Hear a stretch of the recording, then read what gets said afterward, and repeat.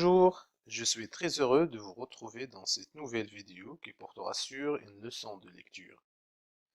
Les objectifs de cette leçon sont reconnaître les caractéristiques de la description d'un animal, distinguer différents types de description d'animaux. Alors, commençons d'abord par l'observation de l'image. Que représente-t-il? Lis le titre et trouve le nom de cet animal. Oui, l'image représente un singe. Il s'agit d'un orang-outan. Alors, qu'est-ce qu'un orang-outan? Un orang-outan est un grand singe solitaire qui vit en Asie. Quelle est la source du texte? Oui, la source du texte est d'après ImageDoc, hors série 98, Bayard Presse Jeunesse. Alors, d'après les références, à quel type de lecteur s'adresse le texte?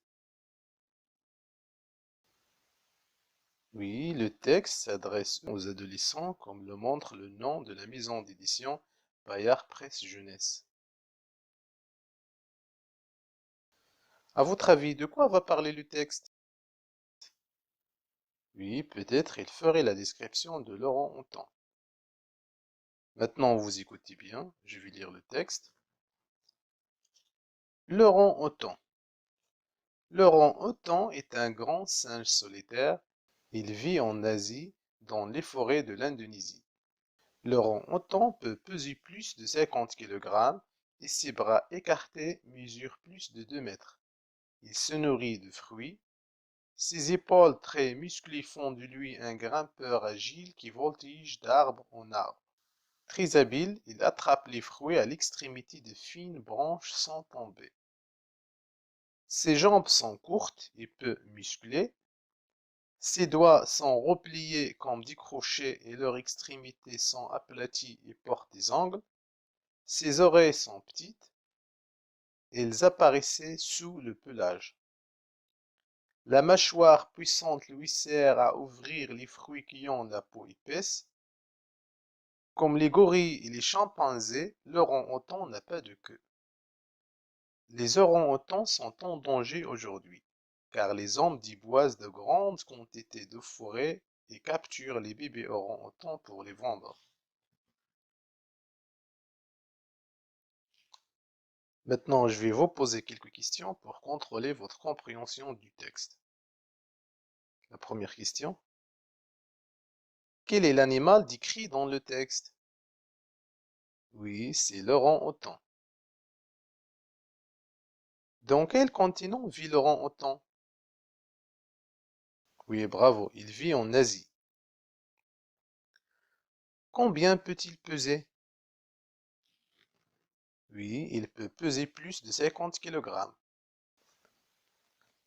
Combien mesurent ses bras?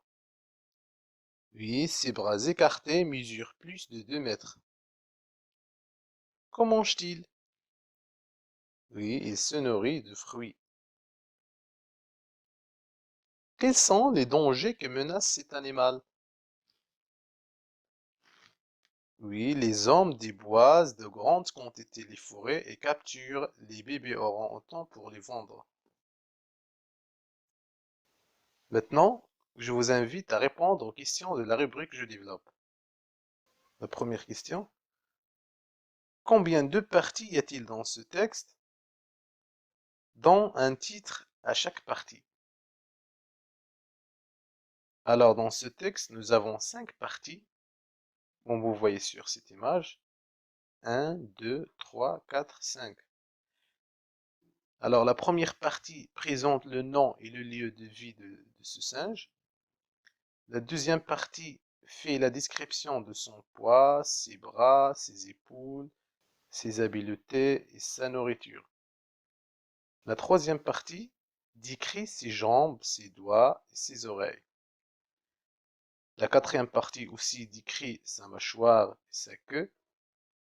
Et la cinquième partie conclut le texte en citant les dangers que menace l'animal. La question suivante. Où vit l'orang-outan? Comment vit-il? Il vit en Asie et plus précisément en Indonésie. Il vit seul et se nourrit de fruits. Quatrième question. Complète le tableau ci-contre avec les éléments descriptifs fournis dans le texte. Alors, dans ce tableau, on a deux colonnes. Une pour les parties du corps, épaules, jambes, doigts, mâchoire, queue, et l'autre pour la description de ces parties.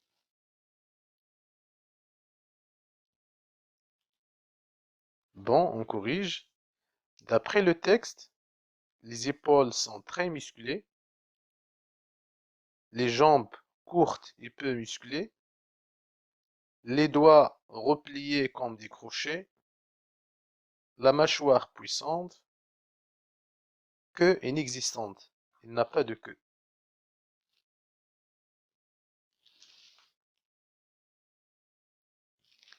La question qui se pose maintenant est la suivante. Est-ce que l'auteur donne son point de vue sur l'animal? Non, l'auteur ne donne pas son point de vue sur l'animal. Alors comment s'appelle ce type de description? Bravo, cette description s'appelle la description objective. Une dernière question. Pour décrire un animal, quels sont les éléments sur lesquels insiste l'auteur? Très bien. Pour décrire un animal, l'auteur insiste sur les parties du corps et le comportement de l'animal. Retenez alors. La description d'un animal est en général objective. Il informe sur l'apparence et la constitution physique de l'animal. Il peut renseigner aussi sur les traits caractéristiques concernant son comportement et sa façon de se nourrir. Dans la description d'un animal, on utilise des mots spécifiques pour désigner les parties de son corps, exemple pelage, museau, pattes, etc. Voilà, c'est fini. Si vous avez des questions ou des remarques, n'hésitez pas de les poser. S'il vous plaît, partagez cette vidéo avec vos condisciples. Merci de votre attention. À très bientôt.